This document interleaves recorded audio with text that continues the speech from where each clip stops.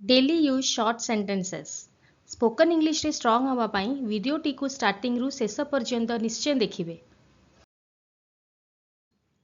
आमको एनकरेज करिबा पाई वीडियोटी को लाइक शेयर करंतु एवं चैनल को सब्सक्राइब करी निज कमेंट्स मध्ये शेयर करंतु। गोटे मिनिट आ कहबा just a minute, just a minute. Next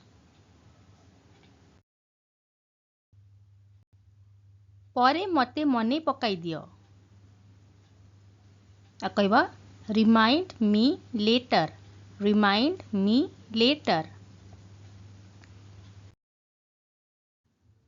प्रथम देखारे at first sight, at first site.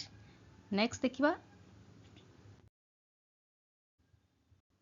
तमे सेईटा जानिछ आ कौन देखिबा you know that, you know that.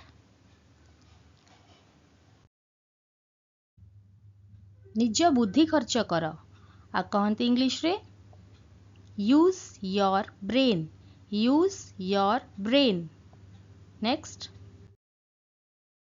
Next संध्या सुधा आसीबो आ कौन देखिए come by evening, come by evening.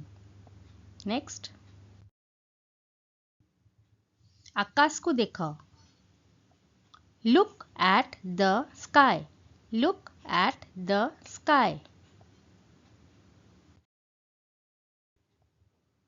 पछु को देखनी आ कहबा don't look back, don't look back. Next गोटे छोट रिक्वेस्ट फ्रेंड्स इंग्राजी रे कथा हबा प्रतिदिन अभ्यास करंतु। एहा स्पोकन इंग्लिश पाई अत्यंत आवश्यक। Practice makes us perfect. मु एबे सांगे सांगे आसिली इंग्लिश रे कहंती I just came, I just came. Next देखिबा फ्रेंड्स एटा आउ थरे लेख write it again, write it again. एठी छेप पकेइबनी don't spit here, don't spit here. से चश्मा पिंधंती आ कौन कहबा she wears glasses, she wears glasses. मु निराश होईची I am disappointed, I am disappointed. Next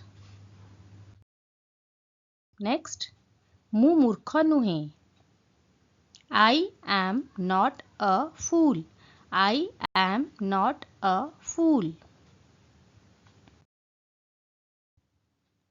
तमे मते चिन्ह you recognise me, you recognise me.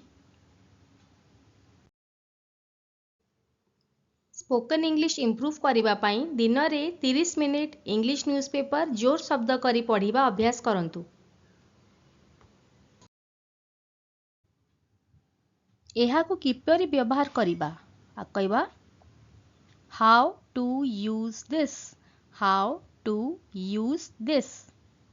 Next से निश्चय व्यस्त थिबे she must be busy, she must be busy.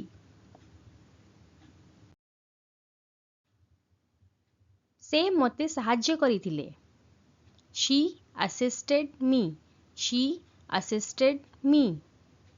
Next देखिबा फ्रेंड समय केबे फेरी न थाए आ कौन कहबा time never comes back, time never comes back. Next देखिबा फ्रेंड आस समस्तंक सहित देखा कर आ कौन कहबा देखिबा कम मीट एवरीबॉडी, कम मीट एवरीबॉडी। आमको एनकरेज करिबा पाई वीडियोटी को लाइक शेयर करंतु एवं चैनल को सब्सक्राइब करी निज कमेंट्स मध्य शेयर करंतु।